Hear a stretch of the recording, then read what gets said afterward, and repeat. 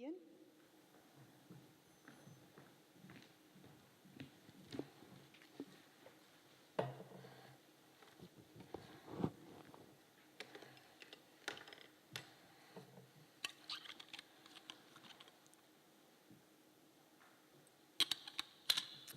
Hi everyone, thank you for coming. So I shall put the URL for the slides, I'll make them available, I'll put it up at the end for you, so if you want to look at that afterwards. So I'd like to start with some inspiration and acknowledgements, where this sort of came from. It actually had its birth at ULTC last year. I was having a late night conversation with some people that I'd met about our role and things we did and the issues we came across. So I'd like to just acknowledge them and that they were the inspiration and they've started this off. It was Graham McElhenney and David Reed from Sheffield and Alex Spears from Liverpool. And Alex Spears was the person who came up with the name, the Fleshy Interface, so that's his. If you get some good stuff out of this, great. Anything that might be contentious is all my responsibility and my views and not my institutions. A lot of this is from my own empirical observations and conversations I've had with people. I don't have all the answers. I've got some things maybe for you to think about, and I have a big question at the end for you. So, I don't know about you, but I'm pretty sure that you probably agree that we all are very busy. And we don't have much time in our practice to reflect about what we do. We know reflective practitioner is a good thing, but I don't think we really have much time to do that. What I'm going to try and give you is a framework, perhaps to think about how you can situate yourself and have some time for reflection, and this big question I'll give you at the end. So, cast of actors for our journey, usual suspects really, I think. Educators, learners, techies, technology, the institution, the fleshy interface, and learning and teaching.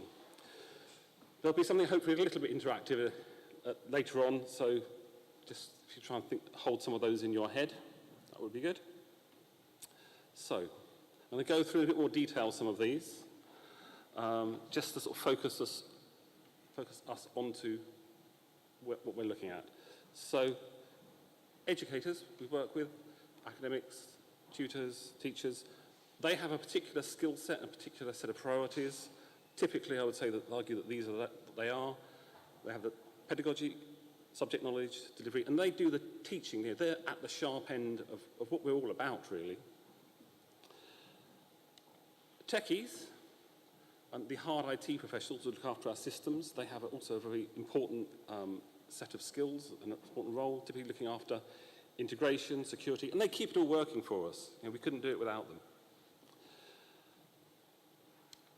And we all love the technology, multiple systems, interoperability issues, bugs, versions, features that are foisted upon us, usability and training issues, an institutional way of doing things, or a lack of, and the important point that the technology is dumb. It doesn't help us with teaching and learning unless it's used in a pedagogical way. So, a simplistic way of thinking about it, which I think some people have, and I'll just add at this point that this isn't meant to be critical of anybody, it's trying to be a frank conversation so that we can think about what we do about some issues. Is that this is the model that gives us teaching and learning. But I'd like to unpack that a little bit. So, if you think about the educators and technology, they're happy to use the technology on the whole, they're interested, they want anything that's going to improve their student experience. They just want it to work. They just want something they can use. They don't want something, if you think of it like a car, they just want to get in, turn the key and drive. They don't want to be messing about under the hood, getting oily. The techie and the technology, that seems like a good fit, and it is a very good fit. They have a particular remit, though. and that remit, it doesn't really include the pedagogy, typically. And educators and techies, I think this is a problem area because I think largely they talk different languages. The educators are thinking about one set of things, the techies about something else. So I think sometimes it's very difficult to translate ideas between the two. So I think that with this model, teaching and learning doesn't really happen, not in a good way. I think it's more like this. So this is the silos that Bonnie was talking about in the keynote on the first day. So what can we do about that? What's the solution for this? So introducing the fleshy interface. This is the learning technologist type of role. We have broad skill sets, and we cover lots of areas. So we know about the software, we know about the hardware, we understand about the pedagogy, we know about technical, and we have the people skills. That's really important. So, techno-nerd to uber-norm? Well, I was very lucky. I managed to find a picture with me when I had hair. So, there I am. Nerd was coined apparently by Dr. Seuss in 1950, but it's been quite a derogatory word for a long time, I think. Someone who's bookish, studious, sits on their own in their bedroom reading their book. Why techno-nerd? Well, technology arrived, things change, and then the nerd was somebody who sat in their bedroom playing on the computer, programming, stereotype of eating lots of pizza, drinking lots of soft drinks. So that's the techno-nerd part of it. Uber-norm, well, things still change. Things change all the time. So all of us, I think, have multiple devices, at least one device. So my phone that I keep in my pocket, although the architecture is different, I'm fairly confident in saying that there's more computing power in this computer than we sent people to the moon with. And who were the people that sent those people to the moon? Well, the nerds were definitely in there. And things still change. Moving on, now it's quite typical, not just with our group, but societally, to see people with this computer in their hand walking down the street. It's all part of society. It's embedded now in the society. My brother, he's a builder and he races motorbikes. He has no interest in computers at all. But he uses them because he can see the value in them. He can look up parts, he can order things, he can find things for his motorcycles. It's all around it and it's part of us. So it's a normality. Even well, because we have that sort of step back and the other skills, people skills and interactions, so we are that sort of uber-norm over the top of the normal, just day-to-day usage of it. So I think this is a more complete picture in the context we're looking at. So the TFI, I've used the abbreviation a bit later on. So I think we are the glue that brings it all together. We can talk to the people, we can get the ideas translated. And so I think that's a much more accurate picture of where the teaching and learning happens with the learning technologist role involved. That's all well and good and hopefully not too contentious. So just some things to start to lead us into some other questions. So how are we viewed by other people? So who might consider us, this is the bit where I'm hoping somebody will answer me, who would consider us as techies they can talk to? Shout out. Sorry. No. Out of our list, it was our list of people. Okay, so the educators, the lecturers, they can talk to us about what they want and we can help them with that. Crazy academics, well I think that's sort of a view that the techies sort of have us because they know we work with the academics and they can talk to us. Learners, as part of the help desk, they don't really know what we do, but they know they can talk to us and we can help them because we have that particular understanding of what they're trying to do. And this is a key one, the institution. So we're not quite sure what you do, but you seem to be something that we need. So for the institution, I'm thinking about people who maybe are more senior management in a strategic level, who are a bit more further away from the actual sharp end where the teaching and learning takes place. And similarly, about being valued. So I think educators value us highly because we understand their needs and can help them. Techies value us quite highly too because we have the knowledge, we can talk to them. Learners, they value us when they need us. We're pretty invisible otherwise. And the institution, we're not quite sure what you do, but you seem to be something we need. I was talking with a colleague, an ex-colleague, and he was in an institution where they were looking to get rid of some of the learning technologists. And in the meetings, they were saying, well, we can give it to the technical support people. They can show the lecturers where to point and click. And so the question was, is that what you really think we do? So, we're getting to the juice now, I think. The institution, it's a complex animal. I think learning technologists sit very near the heart of it.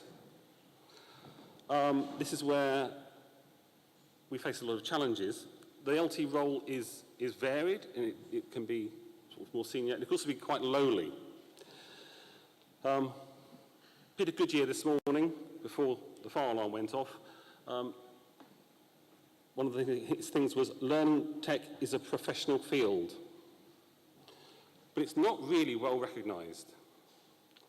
It's starting to become more so. There are degree courses for it, and the CMALT, of course, a professional bodies recognition. But we need to increase our influence and impact so that we don't get things that are just put onto us to say, right, well, this is the bit of software, now you have to support it. We need to feed in before that to make sure that the pedagogy is understood and taken into account and that it is the right tool for the job. So, I don't know all the answers, but I know who to ask, and I know what to ask, and I know how to ask. I can talk various different languages within the context of this domain. I went to a really interesting session yesterday on evidence bases and business cases. And Kyriaki Agnostopoulou, and I have practiced that, but I apologise to her if it's wrong, from Bath Spa, she's looking at this area as well, and looking at the wider context too, because there is a wider context. And Neil Morris of Leeds at the same session was talking about us speaking the language of us, of people above, thinking about how those people that deal with the strategy talk, how they think, what they do. Again, from Peter Goodyear, we need to find ways of relating what we are doing from one level to another, because I think we're caught at a particular level and we need to break that barrier. So, we're skilled people. We're people. But I think largely we're within those three circles. We work within those three domains.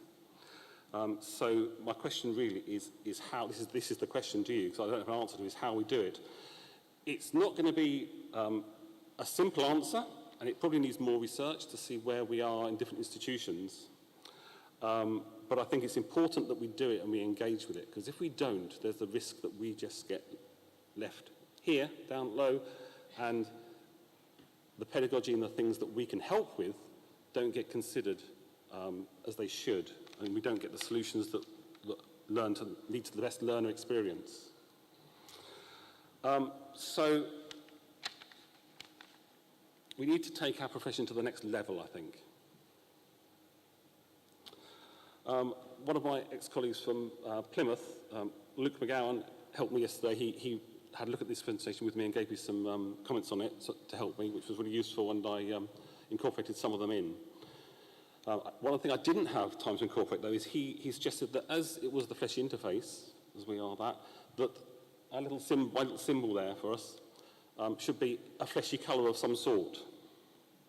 I didn't have time to do that, unfortunately, change it. He'd said that the green, well, it makes me think of a dead fleshy interface, a zombie. So let's not be zombies. Let's not let this all happen around us. Let's do something to lift ourselves up and to make the influence we need to do. And I don't know how to do that, but I just think we need to start this conversation. That's it. I'm done, yeah. Thank you.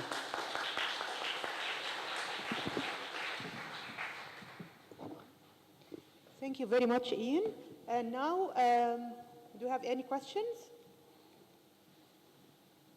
Any questions for Ian? Okay. I dodged a bullet there, didn't I? That's good. Thank you very much. Ian. Thank Thank you. you very much. Okay, the next presentation will be Calibrating Educational Design Quality by Integrating Theory and Practice.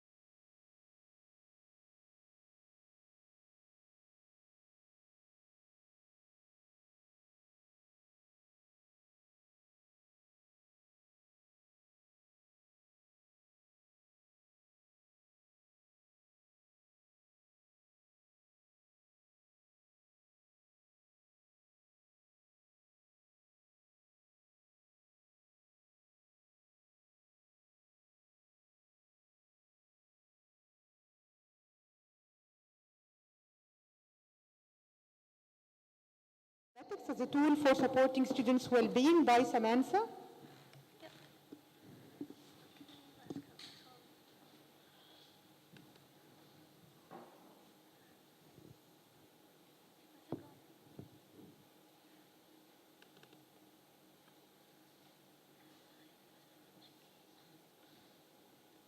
Okay, so this one's a little bit different.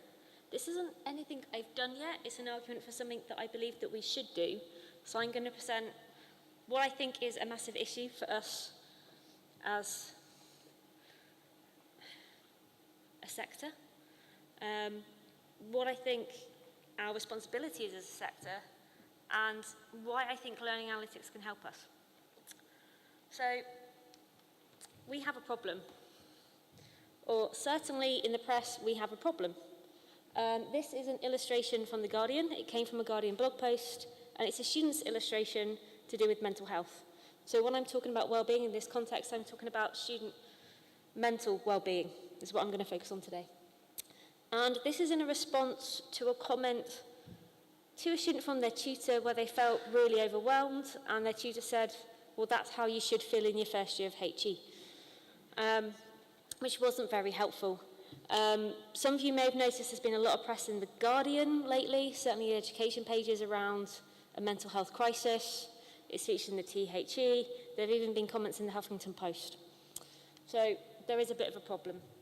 So on a national perspective, every 7 years the NHS run a thing called the Adult Psychiatric Morbidity Survey, and this is the best survey we've got on mental health in the UK. On the current survey, 15.7% of all the adults surveyed had a common mental disorder, so these things around anxiety, depression, obsessive-compulsive disorders.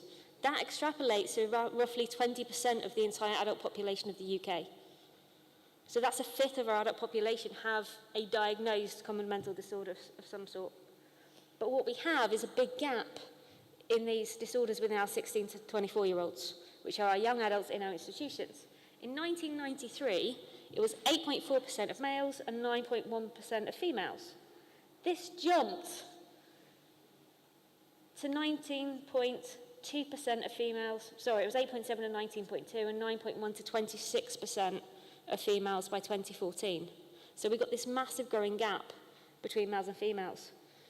We also find that it's more common among young females, and unfortunately even more so in black and black British women. That actually jumps to 26% of the population of 16 to 24-year-olds. So that's kind of the national picture. What we do find is that with regards to suicidal thoughts and tendencies, women are far more likely to report this or willing to admit that they have these thoughts and these feelings and that they've tried to harm themselves.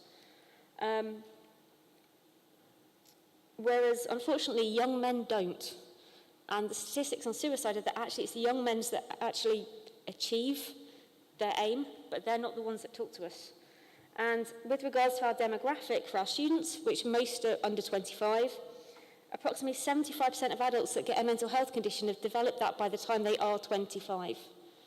And this isn't something that ever quite goes away. It's something that will come back with other stressors further on.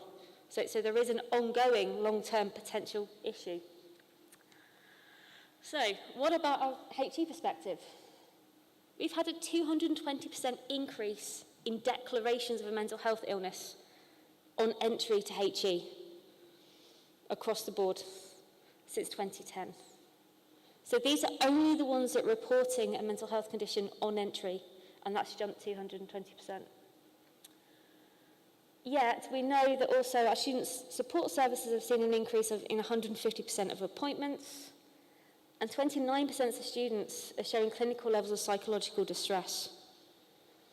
So this says, it makes me wonder, is this the tip of the iceberg? So a survey, I think done with the NUS, went to the all-party parliamentary group of students in December 2015. 78% of the students surveyed believed that they had some form of mental health issue in that year. That's an awful lot of our students. So we have a problem. University of York have done a really nice piece of work around this, and they produced a very nice report back in 2016. And they identified 3 key things, really. Financial concerns is something that's really upsetting our students. Difficulties in the labour market, what's going to happen to them afterwards? Are they getting jobs now? Can they get jobs in the future? This is echoed by an Institute of Public Policy report that's come out in the last couple of months. Young adults that are working part-time are 43 times more likely to suffer a mental health condition than those that are working full-time. Our students, our graduate students that don't get a professional job on graduation are underemployed are also about 20% more likely to develop a mental health condition than those that are employed appropriately. It's not a good picture. And we add to that the pressures of modern living, so digital technologies, the cyberbullying, the victimization. There's a caveat to that, though, because those technologies can also buffer them by creating a sense of social support or pseudo-social support networks. And also, it's the assimilation to university life that is totally crucial. If they've assimilated, they are much better. They have that support mechanism, they have the buffer. Those that aren't settling, this compounds everything for them. And currently, we've got too much variation in the extent to which our universities are equipped to meet this challenge. This comes up a lot in the Universities UK report. It's come up in the Institute of Public Policy report that was published this week as well. So, that should have been the what's causing it slide, I'm sorry. Okay, the role of our HEIs, our higher education institutions. So, if we take out the variance in demographics and so forth, 49% of the variance in student mental health is from the combined effect of individual and institutional level measures.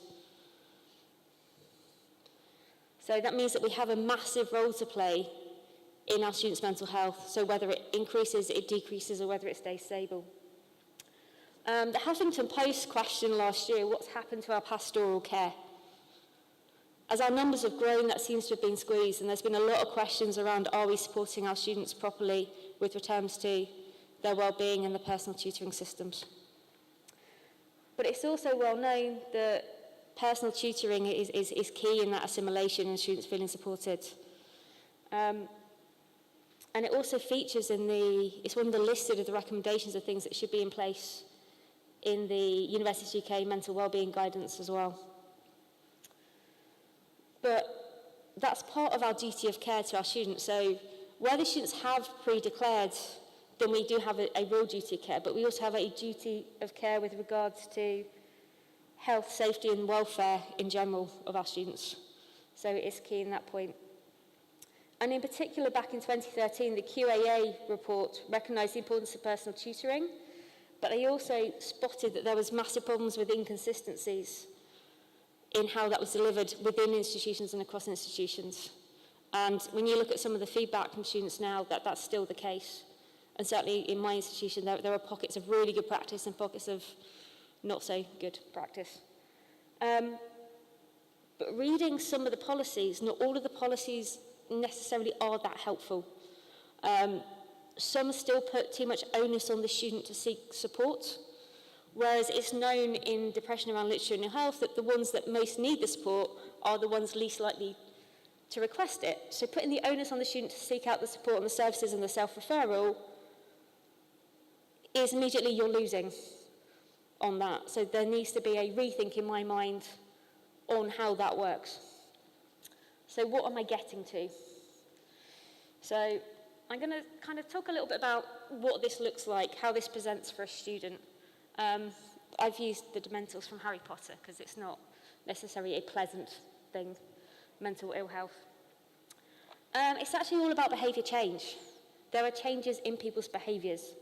You will see academic struggles and failures, grades will start to drop, they'll struggle to submit things on time. You'll get absences from class and other commitments. If they're regular sports players, they may not be appearing to play, those kind of things. You'll start to get excessive substance use, so heavier drinking, heavier smoking, potential illegal substances. Loneliness and isolation comes into it. There'll be social interpersonal difficulties, so they'll start to struggle to connect with friends, family, things start to break down in that respect. Changes in self-care and lack of self-care, so people may not be looking after themselves so well, or there's subtle differences, and things may not be immediately apparent, but you'll start to see it over a period of time. You'll get extreme risky behaviours, and their ability to deal with things like regular stressors, they'll become more frustrated more quickly. Now, all of our students will get that at some point, potentially. That's not unusual. Some students, I as an undergraduate went a bit crazy for 3 weeks with my taste of vodka, but that lasted for 3 weeks and there weren't other things with it. It's when these things start to combine that generally that there is a clear problem. But this requires us to know our students. If you teach a large cohort of 200 students, you're less likely to necessarily know that student as well as their personal tutor if the tutor has regular meetings, and so on. And again, this QAA report recognised the importance of personal tutoring. Oh, I've repeated that, I'm sorry. I've lost where I was. I did it the wrong way around. But yeah, you need to know your tutees, and you need to know your students. If you're going to spot a behaviour change, you need to know what the behaviour was first, is my point. And we know that social support and perceived social support have a buffering effect. The internet can help with that to a certain extent. They will talk to their friends, they will talk to their family, they will seek guidance. But not all behaviours are good. So spending lots of time on the internet in itself is not necessarily a bad thing, but when you're using that as your coping mechanism to seek support and guidance that you're not getting from your institution or from your friends and family, then that becomes an issue. Right, so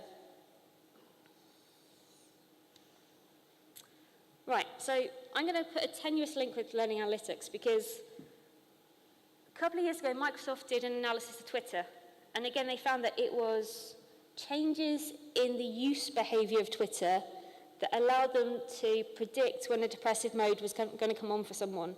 But these were people that were already suffering from depression, so they knew in their training data when these depression periods happened, and then they were able to use the changes in behavior to predict when an next one would be. So we know that we can use behavior and certain online behaviors to predict. So I asked, can we use this to predict this? So learning analytics, this is Siemens and Gestovich's definition from 2012. It came out of Learning Analytics Conference, and it is the measurement, collection, analysis, and reporting of data about learners and their context for purposes of optimizing understanding learning devices which occurs. Right, so my argument is, can we use this for the well-being bit? So a lot is said around retention and earnestness, and in fact, the key applications are early alert and student success, course recommendation, adaptive learning, and curriculum design. So a lot of the stuff that's in the early alert and the student success around grades dropping off, around non-attendance, is much the same data that we would want to use and feed to our personal tutors so they can start to spot these patterns in our tutees. But we have a lot of big elephants in the room.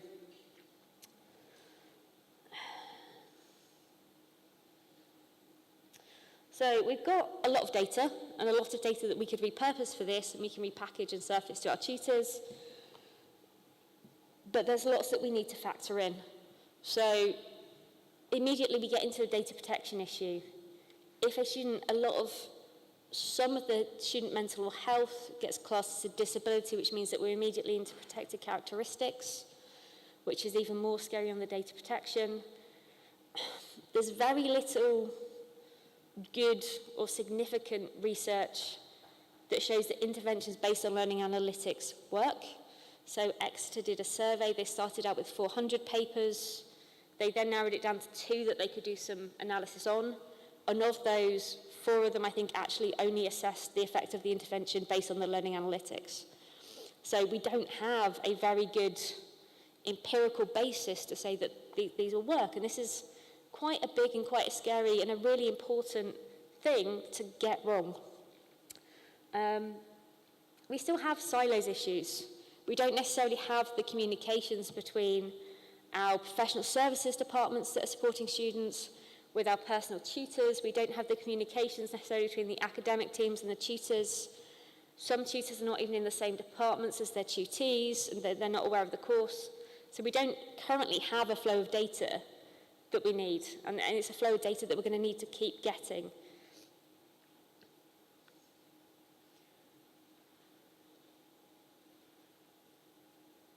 And also, if we are passing this data forwards and backwards, there then becomes a liability question as well as to, well, you had it, I developed this, you know, are we then opening ourselves up to suits and various other bits and pieces? Interestingly, in the last 2 weeks, there's been 2 big reports. So the Universities UK have produced their new step change report, which is the mental health guidance report. And in it, they've suggested that we align our learning analytics to student wellbeing. So they're starting to see this. But they're also saying that we should promote a diverse, inclusive and compassionate culture within our institutions. And these are key things that will help us, or certainly that is aimed to help us prevent, or at least limit the extent to which these issues evolve.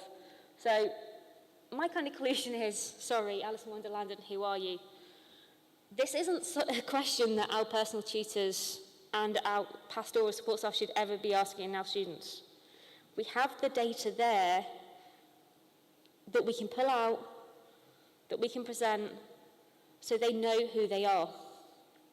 And we need to make sure that they know who they are, but we also need to make sure that they are capable of dealing with that data and they know what to do with it and how and when to get in contact with the students.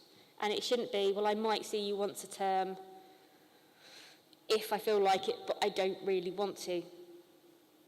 Also, interestingly, the IPPR report on student mental health said that for the sake of academic rigour, we should not be causing mental health and distress in our students. So my argument is that yes, it's big and yes, it is scary, but if we get this right, this will make a massive difference to our institutions, serious difference to our students, and I think this is worthy of our attention and it is something that we should be looking into. And I conclude, if you've got any questions, I will take them. I also have a massive list of references that I will later share.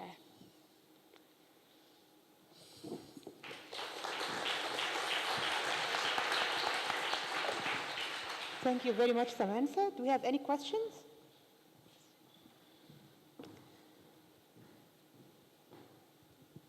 Thanks, Samantha. Really interesting talk. I wonder about you talk about the potential of learning analytics alerting staff. Could there also be a potential for early indication to the students themselves? Look, you know, your behaviour is, you know, actually suggesting to the students themselves before they might even know? Yeah, it can, but I think we need to package that very carefully. So what I'm saying is this isn't a be-all and end-all for me. It's all about something that a tutor has where they can have a meaningful conversation with their tutees. You spot something that might not be a little bit right. You need to know the normative pattern for a group, how your student's normative pattern relates to that group and how their current behaviour is relating to their norm. So there's a lot that you need to know. But yes, we would ideally want to, I wouldn't necessarily give them a dashboard, but I'd have a very subtle conversation with them as a tutor and academic, maybe. Yeah. Any more questions? Okay, let's go to the next presentation. Thank you very much, Samantha.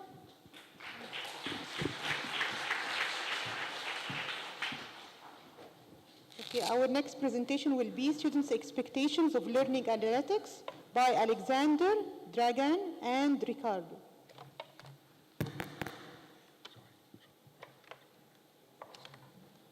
Thanks.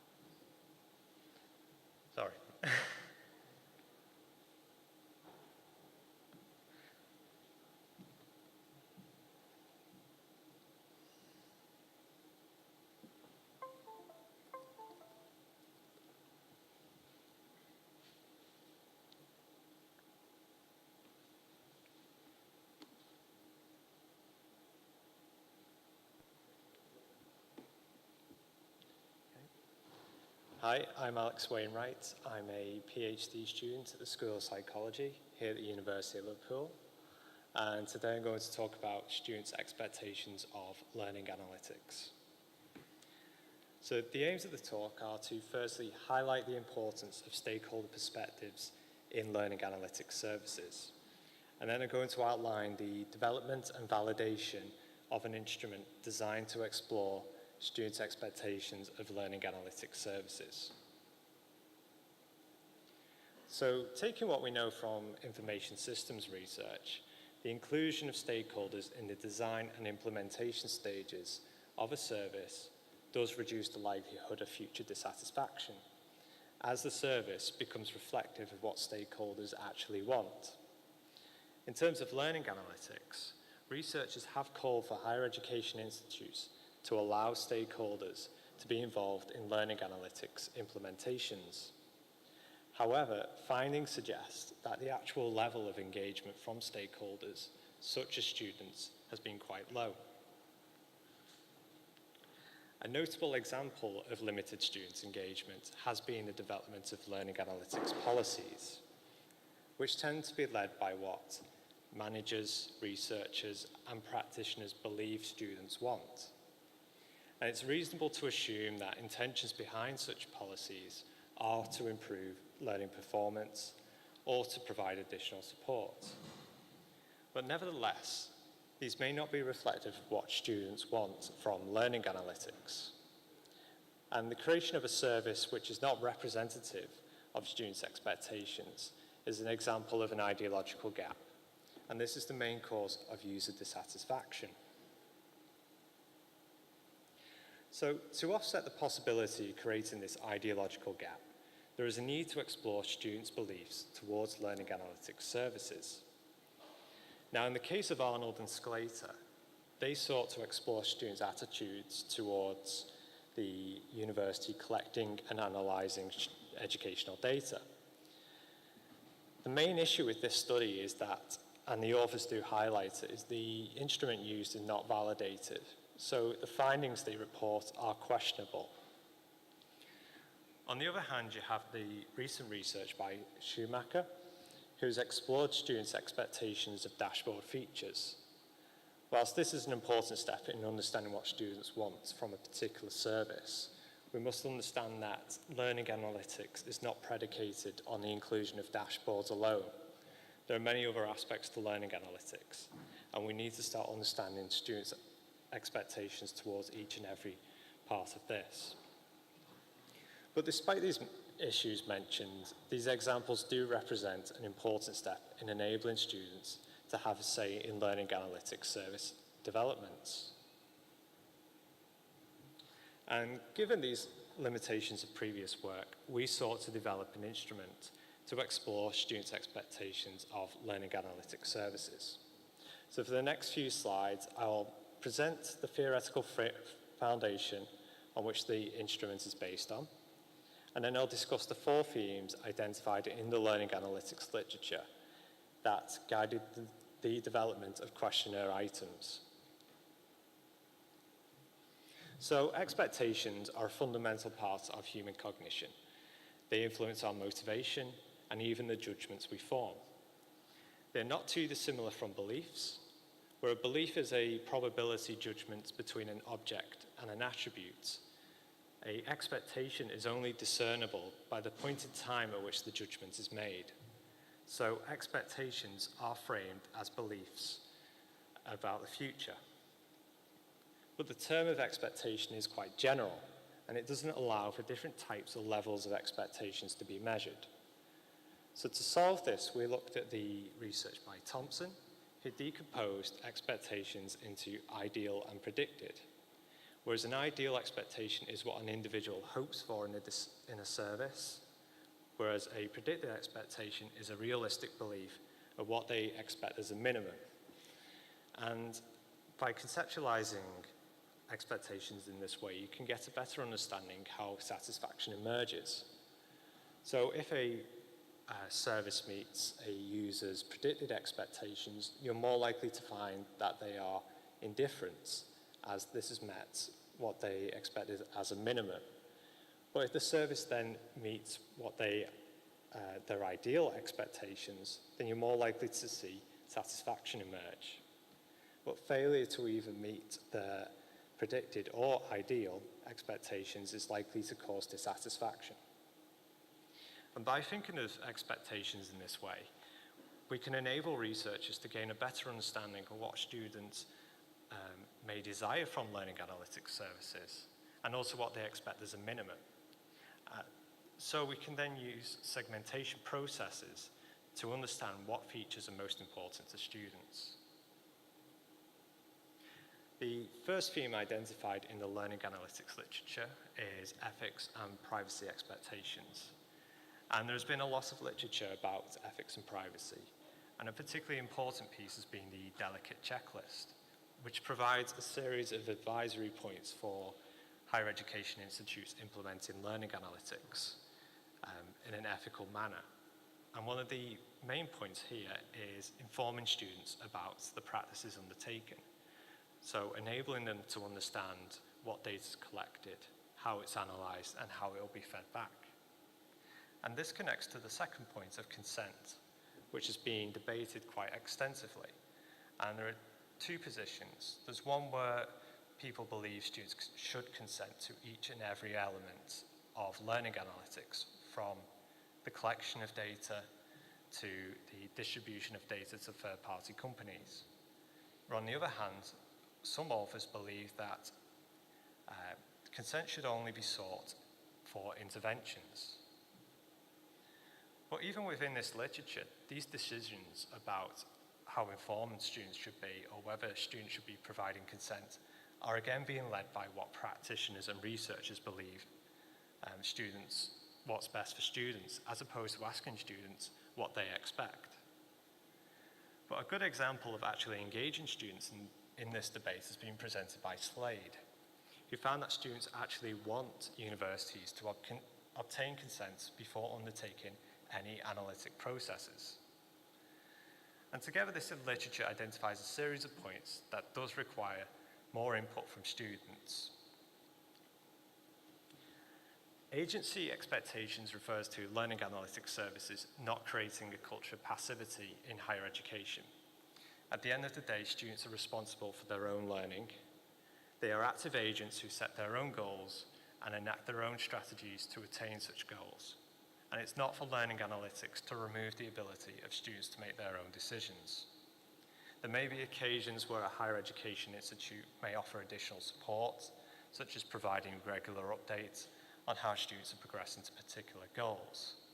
But we should always be mindful of whether students expect to make their own decisions based on the analysis fed back to them, or whether they expect the university to make sense of the data collected and provide them with more informed feedback. Now, learning analytics has previously been dominated with research attempting to identify at-risk students. This is led by the belief that if you identify them early on, you can implement interventions that will offset the likelihood of them dropping out, although research findings don't necessarily support this belief as of yet. But beyond merely predicting dropouts, learning analytics has moved into other areas of education. For example, trying to improve student-teacher relationships by enabling tutors to have a better understanding of how students are performing and whether issues are present in their learning progress. But as with agency expectations, researchers are making a lot of inferences about the type of service students would like to receive in exchange for the disclosure of personal information. And we actually don't know what type of services students want. As previously mentioned, there has been investigations into dashboard feature expectations, but we should always be mindful that this is not the end of learning analytics, there are many other elements that we need to understand what students want from. And the final theme is meaningfulness expectations. And this refers to feedback from learning analytics services being relevant to students in order to promote a positive change, such as motivating learning. As with information systems, perceptions of usefulness are intrinsic to its acceptance. So if the feedback provided through learning analytics services is not pedagogically meaningful to students, then they're unlikely to use it. So we've included this theme to cover students' beliefs about the applicability and the relevance of learning analytics feedback to their learning. Now, with these 4 themes, we generated 79 items that were subject to peer review, and the peer review allowed us to refine the items down to 37 due to certain items overlapping or being difficult to interpret. These 37 items were then rolled out at the University of Edinburgh in a pilot study. 210 students completed the questionnaire and provided qualitative feedback on each item. The quantitative data was factor analysed, which led to a reduction to 19 items.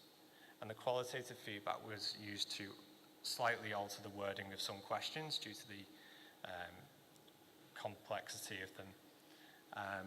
So following this, we then re-rolled the questionnaire out at the University of Edinburgh, and we received 674 responses, which, due to the items being reworded, we reanalyzed it using factor analysis. And this left us with a final 12-item student expectations questionnaire. Now, the 12-item questionnaire can be explained by a 2-factor structure of service and ethical expectations. Ethical expectations relates to the beliefs of students towards providing consent for personal data usage and providing consent for third-party data usage. Service expectations, on the other hand, relates to students' beliefs about receiving regular updates on their learning and whether teaching staff have an obligation to act. And these factors are applicable to both the ideal and predicted subscales.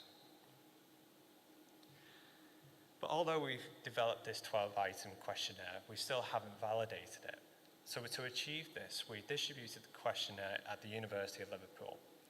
And here we received 191 responses, which were then subject to confirmatory factor analysis. And following this, we found that the 2-factor structure did have an adequate fit, which strengthens the validity of the instrument.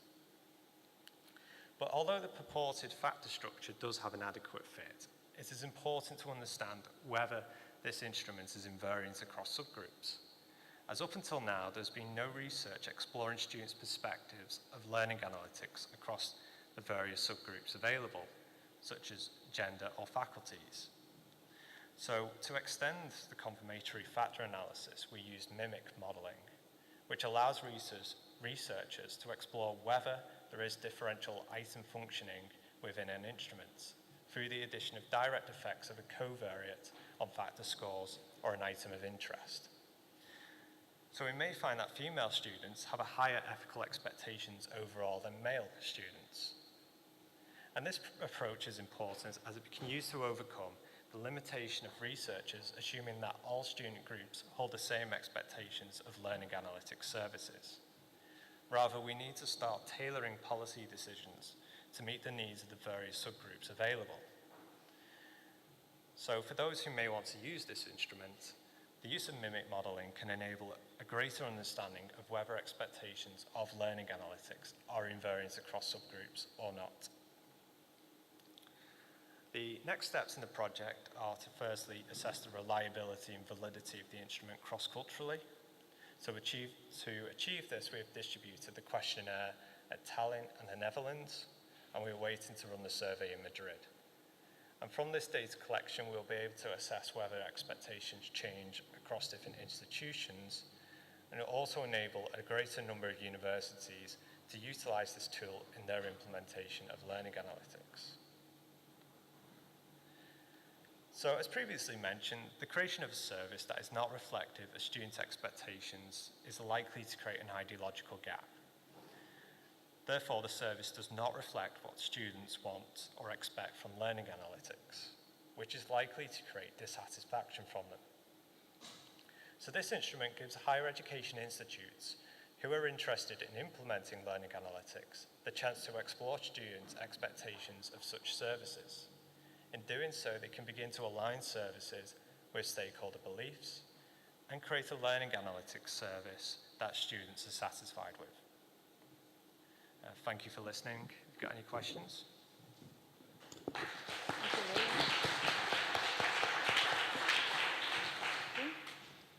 Do you have any questions?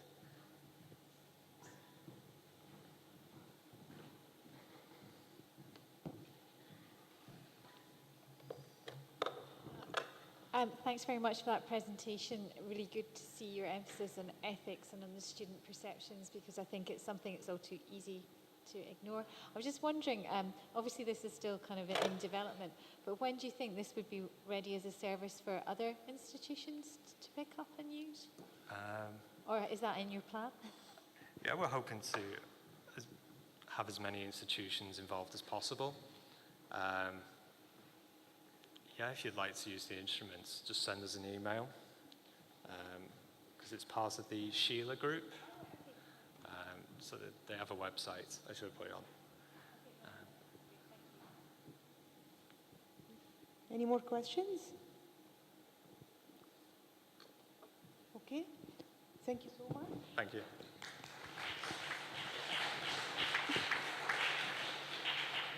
Okay. Our last presentation will be Digital Capabilities in Curriculum Design by Tindy Varga Atkins.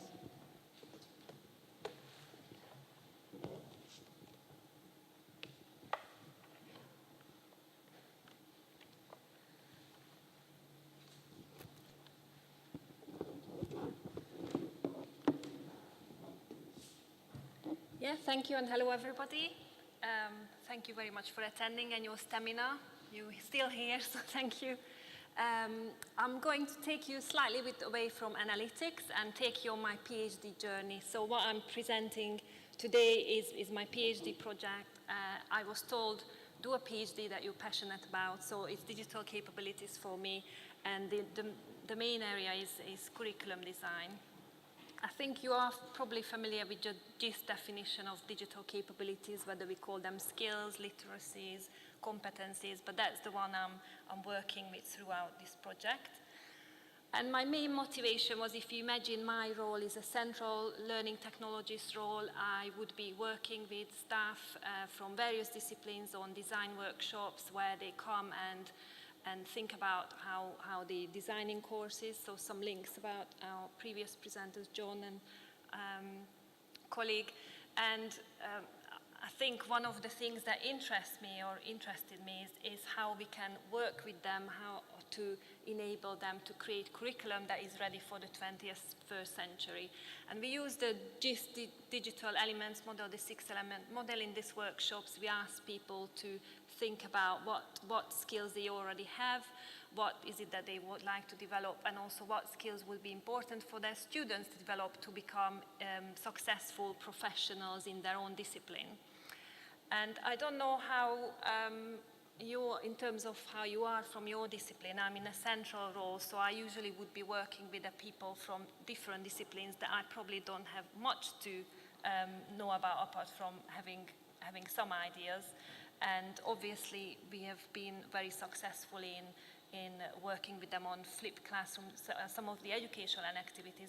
But with this project, what I wanted to really discover is go out to the discipline that I don't really have much knowledge about as a fieldwork, and really look at how technology has transformed or disrupted that particular discipline, so that when I'm working with these academics, I can ask really good questions, perhaps challenge them and see where the gaps or strengths are, so that I could also then advise other disciplines. But have you thought about doing that? So a quick show of hands, who in this room has, let's say, humanities, social sciences backgrounds? Yeah, what about sciences? No, some of you. What about both? Hybrids, yes. So I expected that as well in the learning technology land. And also, I guess it's a question of whether you're working with closely in a learning technology, so similar role with a particular field and closely working with them and you know the discipline, or whether you're probably more in a central role. So the abridged version for today of my PhD aim, there's other things going on, is what I'm going to talk about is who is a digitally capable engineering student. And the other field I've chosen is management, but I really just won't have time to talk about that today. So I know if you've been familiar with, let's say, the GIST digital literacies program, there's been lots of work on it. Let's say various universities have gone down the route of choosing digital literacies as one of their graduate attributes and have asked programs to map how each program develops these skills, for instance, Oxford, Brookes and Bath. So I'm building on their work. And in terms of where I feel I guess my study may add to it is that I am literally triangulating. So I am looking at three perspectives: staff, academic staff, employers and students. I'm also talking to employers on what digital tools and practices they are using in engineering and in management, which has been really useful for me. Okay, I'll take you back to my living room when I was growing up, which this thing took up a kind of a third in our living room. My dad was an engineer, so I saw a lot of his back and him on this design desk, and I was always jealous of his rubber. We had to have a really good rubber to rub out and redesign things that he was. So they were his tools a few years ago, and I won't let you know how many years ago was that. But nowadays, so obviously with this research, what I'm interested in now is what engineering and management looks like now. And I think from this morning, if you were at the keynote, Peter Goodyear showed some really interesting images of learning spaces, especially in the STEM subjects. So these are the kind of things that I'm going in and exploring in more detail. But today I don't really have time to go in much in depth now, but I've been really uncovering really interesting areas of how technologies have impacted on engineering. Okay, so I did promise a poem for you if you read my Twitter feed this morning. And this is also, if any of you is interested in research, I read Pat Paisley's book on qualitative research methods, and she was recommending that as you are working through your transcripts, trying to make sense of them, why don't you experiment and perhaps write a poem of the salient highlights, or bring in images, draw a diagram. So really this is my research repertoire as well, expanding, and I just hope you will enjoy it anyway. It is an example of a very good cross-disciplinary work, because my husband is an English teacher, so he's going to do the voice for it. And so what I'm trying to do here is I looked through the transcripts of the engineering ones here, and I tried to draw out the salient points about the discipline, the signature pedagogies, and also what is important for them to develop in students, and also what the approach is around digital capabilities development of the students. So hopefully this will work. No? We open boxes, pull things apart. Bikes, trimmers, spark plugs, cars. We simulate and model with graphs, solve problems with applied maths. We collaborate from day one on all things complex and human. We draw on global resources, join forces, just like in the real world. Although MATLAB, Simulink and CAD are core, you don't need to be the master of all. After baptism by a 5-day wildfire, fight your way through the digital mire, armed only with wit and the need to inquire, just like in the real world. Okay, so hope you enjoyed it. and also perhaps it is a question for you in your discipline or your background or the people you're working in. What would this poem look like there? You know, what sort of things would you highlight in your disciplines? And what I will do now is just take this poem section by section and basically just relate to some of the highlights, just to engage with you with some of the findings that I'm putting together. So the first bit is open boxes, reverse engineering, taking things apart and seeing how they work is a a particular part in engineering, partly because you have to look at what the competitors are doing apparently, and then perhaps see how they work and whether you can copy it, and then documenting this process, representing it through wikis, digital technologies is one example, for instance, that I got from academics that they do. And also there's a general inquisitiveness around the subject and the being, breathing and living in the project that also came through in these. But when I relate this in terms of the discipline and when people were talking about digital technologies as part of the learning activities that they were doing with students, I think the main idea that they immerse students in the task. So the task is absolutely the primary. You know, you open that box, you see what's in it, there's things around you, we have given you resources. It's what Peter Goodyear was talking about as well in terms of learning design, and the digital is sort of around. And what I'm getting from how digital technologies appear in the curriculum, that if you look at this model, and again, I won't really have time to go into it, but basically focus on the top two circles, so where the staff feel that their role is around either engendering into students information media, digital literacies as part of these tasks, or digital problem solving. And that, just to take that on board, the digital problem solving is again a key feature in engineering now, is the move away from paper sketches onto simulation and models. But it's not just an instrumental tool of a particular digital technology. It is the way how they analyze and model things and think through the problems.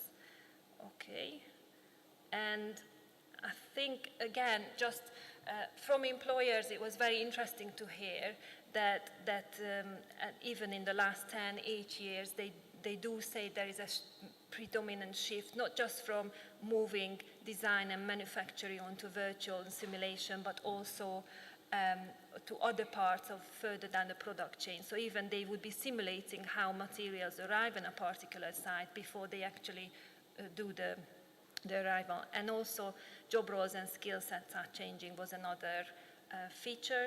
So for instance, one employer was talking about how there used to be the engineer and the technician relationship, and the technician had the skill of drawing something out in AutoCAD, but all the analytical skill the engineer had, and they had a more or less face-to-face, paper-based, fax-based way of communicating. Now with the expansion of designing virtually, technicians also are raising their skill level to using some of the analytical features in the software, and therefore it also means that engineers will need to have higher skills. So there is some erosion and realignment of the kind of roles that are needed, which is in turn impacts on the curriculum. And I'm sure this happens in many other disciplines as well. Okay, so taking the second stanza, the collaboration, teamwork, and global work, intercultural work were again two key features of engineering. And this is, I think, to me, I always thought of engineering as quite a sciencey, you do a lot of maths discipline, but I haven't appreciated how much they are working on complex human social problems. So many of the tasks involved, I don't know, design a humanitarian drone. That is one way, because once it arrives in the area of crisis, it can't come back, so it will have to turn into something normal. Or another student was designing something to help a disabled student. Then for children hospitals, some hydroponic units. So I think that there is the appreciation that the discipline has lots of other links with the others. And because, as mentioned, teamwork, collaboration, global working is quite prevalent in this area. I would have expected communication and collaboration, perhaps some of the elements that are more explicitly taught or covered in the curriculum. But interestingly, again, is the general approach is that students are immersed in the tasks, and perhaps they might end up creating WhatsApp groups, but it happens organically. It's not something that the staff member orchestrates. I talk a little bit about digital identity in a bit. So the final bit is, was really around the use of digital tools, technologies. So I mentioned that MATLAB, so there's some core software that is used in these areas, and they're absolutely vital for students to get to know. But the whole idea again is, apart from this year one, this baptism by a 5-day wildfire, I mean, that was mentioned by a number of, so wildfire was kind of the old name of one of these tools. Students, apart from this 5-day training in their first year, they don't get any more training specifically, but they will be immersed in these tasks, and then there will be lecturers around that they can draw on for support or peer support, and that's how they are exposed to this. So generally, the idea is that developing confident and agile adopters is similar to the Oxford Brooks graduate attributes. So students are more required to pick things up quickly rather than learning particular software. And this is another poem. I won't read this one, but this was written on another transcript where the lecturer students were into Formula One, so designing Formula One cars, Ferrari with two car companies, manufacturing companies.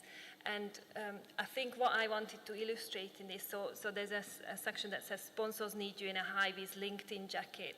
So the idea that for these students who were engaged with sponsors who were paying for the materials that they were building the cars with, the use of social media was much more prominent and needed than, let's say, for the other engineering student. So the idea that once you start looking into a discipline, you notice all these sub-disciplines and sub-specialisms, and then the idea that they might prioritize different areas of digital capabilities. In this case, developing a digital identity was very important for the students because they did have to acknowledge the sponsors and tell them, look, we've done this now and we are doing this, and okay, your money is in, safe hands. And finally, I think what I wanted to draw out is the VLE, because I know a few of the presentation we talked about VLE use, and it's something that, it's not always something very exciting, but what I found interesting as employers and staffers speaking about is that some of the student learning tasks, such as submitting assignments via the VLE on time, on deadline, was almost like getting students to becoming a professional. So, because what happens in the workplace is that there will be an organizational system, an enterprise system that they will have to be using, they will have to meet deadlines, and rather than perhaps as with engineers, they will be working with various clients who will need to ask changes, and there is a due process that they will have to go through, and if they do it via email, they can be open to and liable to perhaps when things go wrong, to things going very wrong in that sense if they hadn't followed the due process. So in this sense, they were seeing students engaging with the VLEs almost like getting used to the idea that, okay, this is the due process that you have to follow, and this is something that's going to be in the workplace. Please do not email me your assignment because that's not the process that you need to be following. Okay, so obviously I haven't talked about management. I don't really have time to do some comparisons, but where I'm up to, and I'm still yet to do the student collecting data from the students, which I am really looking forward to. But what does it mean? I think I haven't said anything drastically unexpected. Disciplines are different. They might prioritize different areas of digital capabilities, and it's really the how I'm looking into, because that's what I can grab and use in my practice supporting other disciplines. So if I wanted to draw some conclusions, it will be around that such a mapping according to disciplines is key, and a program level approach is needed. So many times staff were saying that from year 1 and year 3 there is a development into how much dependence we give students.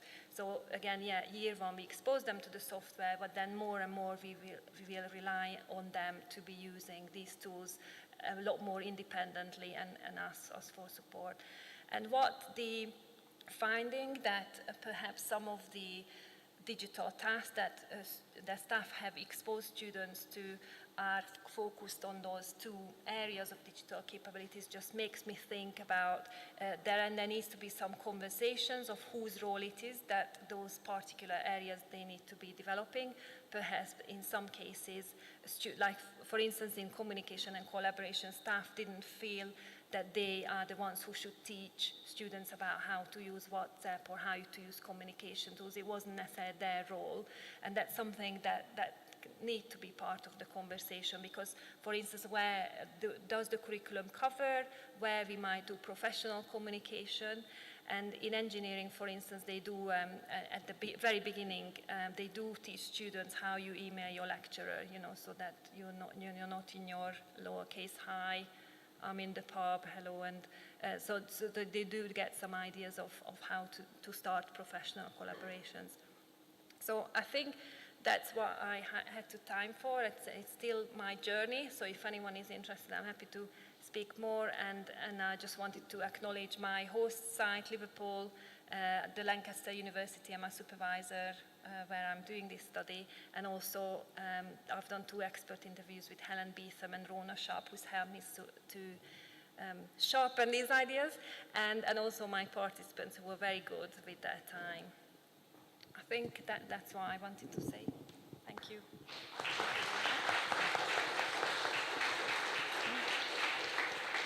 Thank you very much, Tundi. Any questions?